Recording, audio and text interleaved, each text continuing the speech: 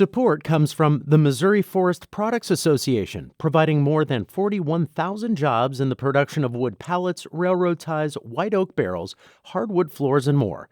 Details at choosewood.com. This is St. Louis on the Air from St. Louis Public Radio. I'm Elaine Cha. Healthy choices and life choices as well. We bought 13 uniforms to include steel-toe boots. I was raised to be a giver, and I'm real big on giving because my mother, just because of her, she raised me to give. And how adamant he is about supporting his mom and his family. Really take this seriously because these are very, very serious things, and you don't want to get nobody hurt if you're just messing around with it. Sure. Damion Baker had dreams. At Christian Brothers College High School, he was a star player in an undefeated championship CBC football team. And after college and more football, he returned home with a mission. He wanted to start a career in construction and joined a local labor union as an apprentice. But Damion's plans were tragically cut short. Last summer, on July 3rd, he was killed in a shooting just south of Busch Stadium. He was 25 years old. Today, Damion's dreams live on and in others. After his death, his mother, Anna Marie Baker, created the D. Bake Foundation, which aims to help people develop skills to put them on a path to a career. Here to talk about that foundation, its mission, and the people it's helping, we welcome the founder of the D. Bake Foundation, Anna Marie Baker. Anna Marie, welcome to our show. Thank you. Anna Marie, we'll talk about the foundation and kind of get into the construction part of it in just a bit. But first, let's learn about your son, Damion. Who was he? My bright and shining star. He was an exemplary young man. He was forthright, a positive and joyous individual. Mm-hmm. So I am grateful to God for allowing me to care for him while he was on this earth. Mm-hmm. So, yeah. Now, before his untimely death, yes, Damion was pursuing a career in construction. Anna Marie, tell us about that and what it was that drew him to that line of work. Well, his dad and I had both been in construction, so he grew up around construction. His dad was a local 42 union member, and I was in accounting at Clayco some many years ago, which got us all in the construction bug. But 2 months before graduation, he decided that he had a mission here in St. Louis, and that instead of staying on the East Coast, he was going to come back home. Mm-hmm. And so he did.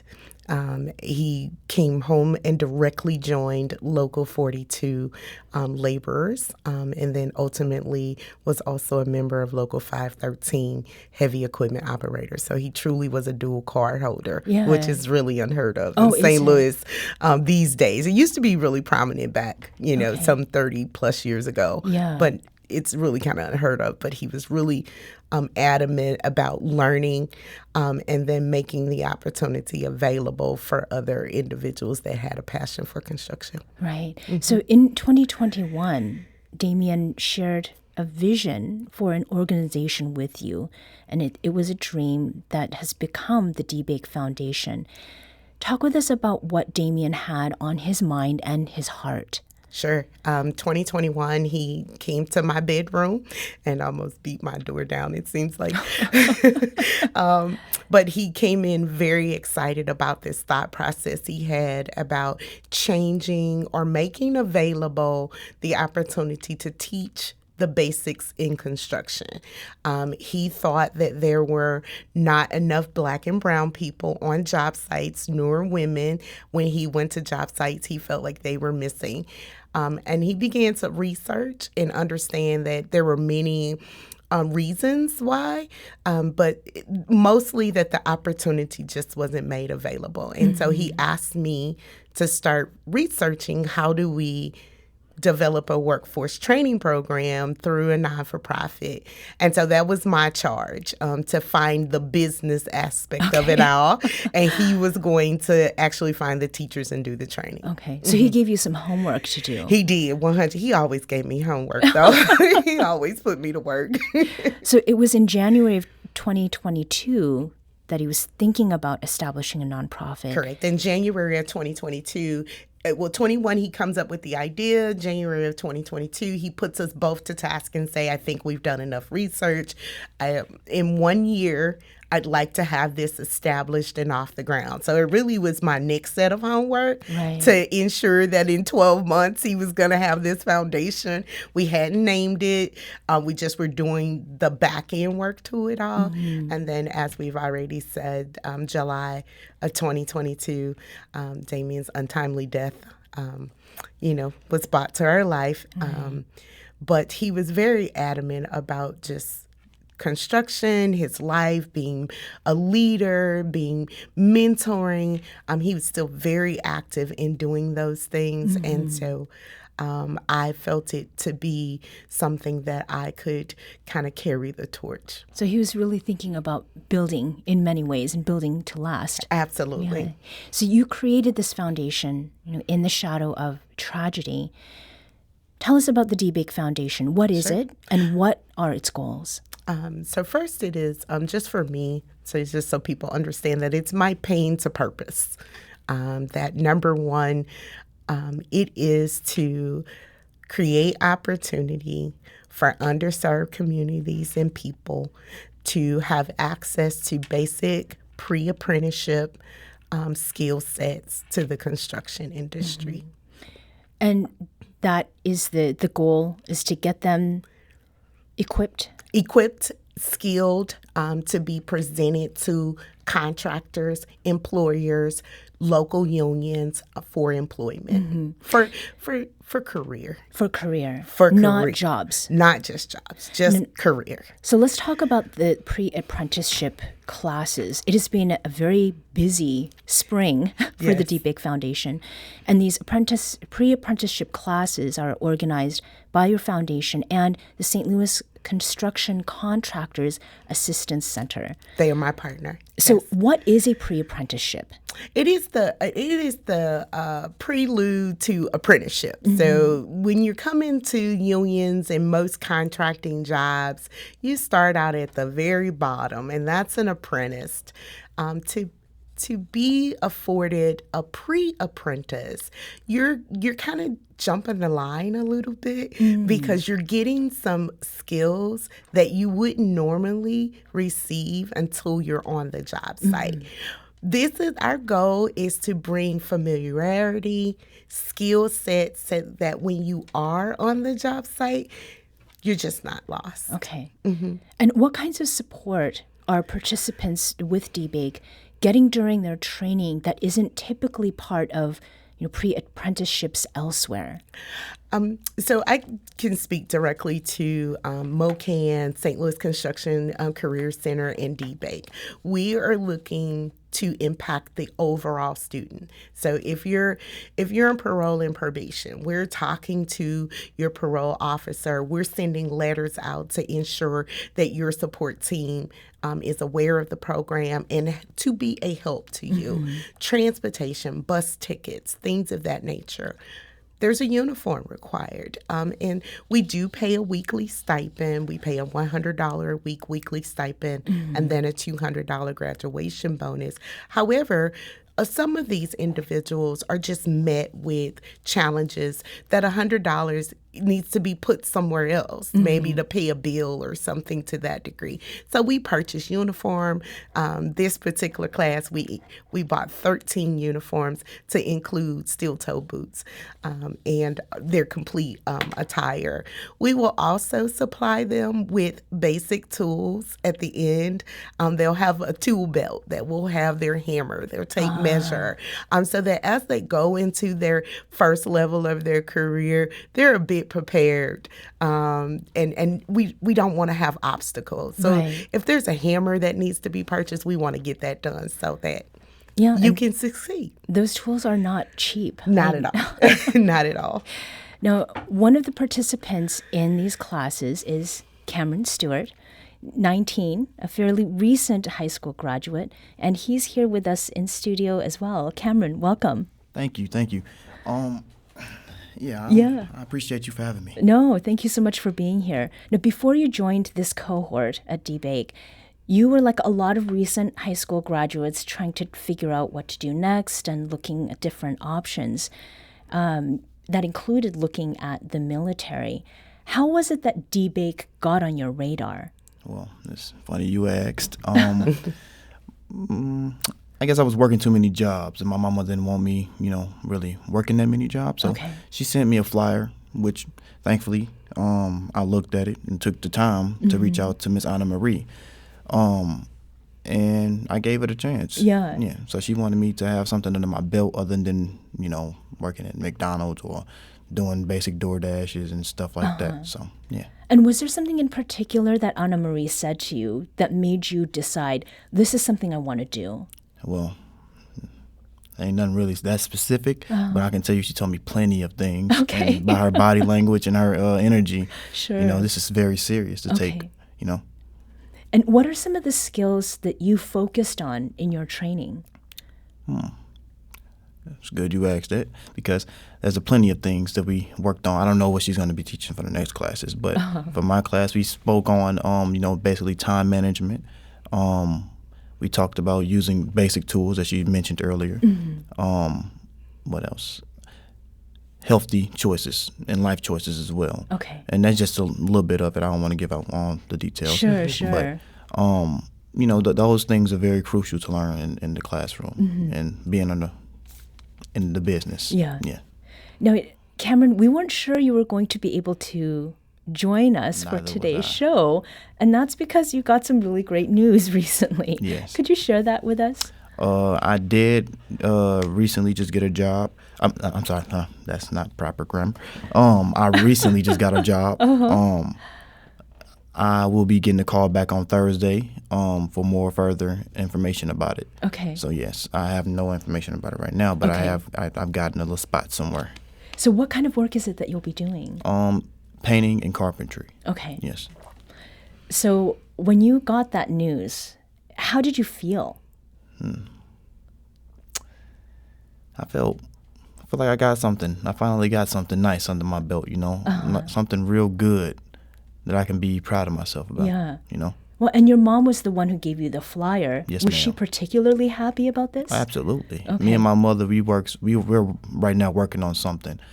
She's in medical school right now, and I'm working on construction and getting my certification as well. Yeah. Yep. There's some mother-son stuff going on there. Yeah. Now, what are you looking most forward to with this next step?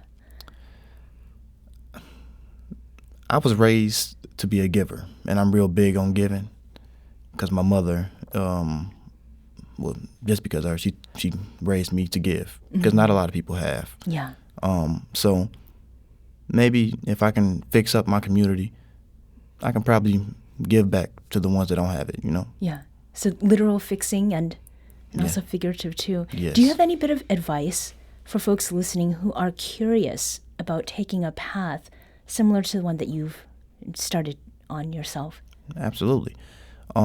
Take this seriously if you really want it, It's real cool to it's real nice to, goof off around once in a while, but really take this seriously because these are very, very serious things. And you don't want to get nobody hurt if you're just messing around with it. Sure. Another thing is they will be dropping down on drug tests. So they'll do that all the time. So if you on some of that stuff, you lay off of it, please. Yeah. It'll save you. And we've had conversations on this show about that as well, particularly, specific to the trades. Now, Anna Marie, you've been smiling throughout my conversation with Cameron. Why is that? Well, it's interesting. When Cameron walked in my building for the first time, I immediately said to my assistant, I said, did God just send me a Damion lookalike? And so I don't know if you've seen pictures of Damion, but Damion and Cameron favor quite a bit in their physical appearance. Okay. And his demeanor, his kind of attitude. Yeah. It definitely was like Damion all over again walking in the building. And then as I got to know Cameron, particularly understood his relationship with his mom and how adamant he is about supporting his mom and his family, it just reminds me a lot of Damion and myself. So, That's really beautiful. I'll have to go in and take a look at the you'll have photos to take and do the a comparison. photos. Yeah.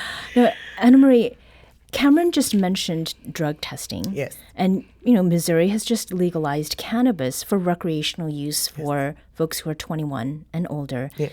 And a lot of people are indeed now recreationally using cannabis. Yes. Now, to what extent are employers that you have been in contact with still looking at drug testing as a requirement? And do you think that they're missing out on a population of good employers, maybe by putting undue focus on that? I do. So employers still have the choice to drug screen or not.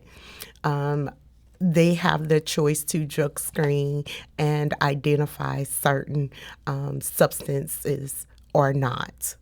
So we have to be clear about that. And then we have to be clear that THC, marijuana, is still a federally illegal drug. Mm-hmm. And so definitely. So we do have minimum requirements, right? High school diploma, valid driver's license, copy of your Social Security card, and a clean drug screen. Mm-hmm. However, I do believe in my position on it that we are missing out on a great population of individuals, not just in the construction, but overall in our workforce. This is the demographic of individuals, whether it's recreationally or medically. I mean, these things have been proven to help people in their ailments. And balancing that need of medicine to them being able to have a solid career, I think our employers have to open their minds, open their eyes, and figure out how we touch this demographic.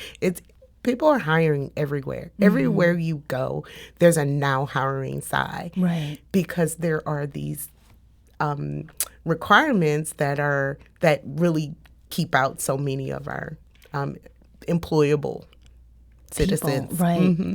And on that point of who is employable and notions about who is and isn't, I'd like to hear a little bit about the people who are finding these classes. Now, last week, we also spoke with a woman named Renee. Yes. She's overcome a lot in her life, and that included getting sober and spending more than a decade in prison. Yes. And she said that she hasn't had a, quote, real job in about 20 years. So how does DBake help people like Renee? So we definitely accept individuals like Renee. First and foremost, it's not just construction. We spend about a week and a half on life skills, wraparound services. We get to know each and every one of our participants on a one-on-one basis. We do have one-on-one interviews with them all the time. And so as we learn about them and find where they need, we look to connect them with those other resources that may not be available at the DBake Foundation, right? However, I then spend time, again, with just, okay, where do you need to go? What you haven't had a job in 20 years. So what are your interests?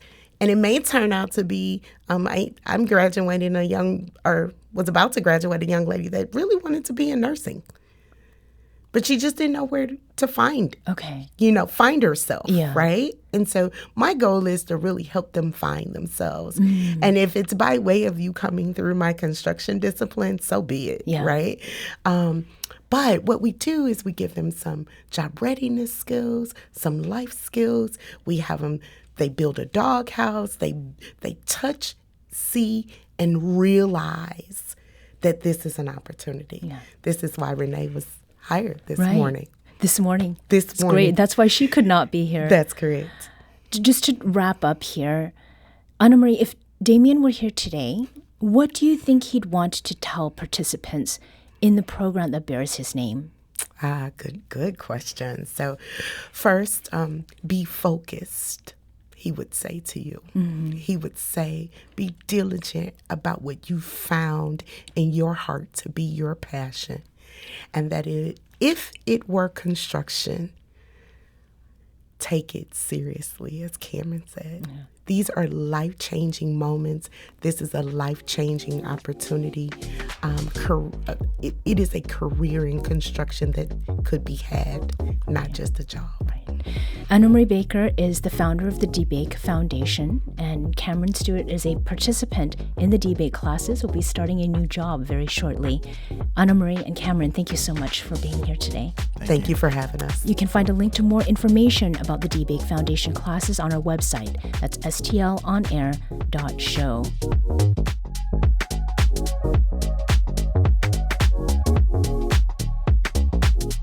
This episode was produced by Danny Wissentowski, with audio engineering and podcast design by Aaron Dorr. Our executive producer is Alex Hoyer.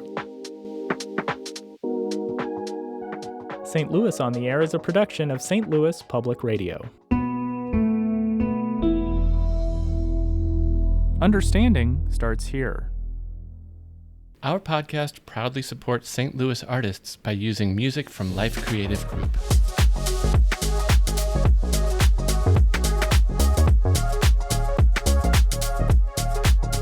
Do you find yourself regularly listening to episodes of St. Louis on the Air?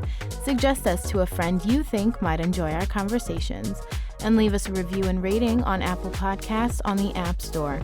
It's the simplest way to help people discover our show. Thank you. St. Louis Public Radio is a member-supported service of the University of Missouri St. Louis.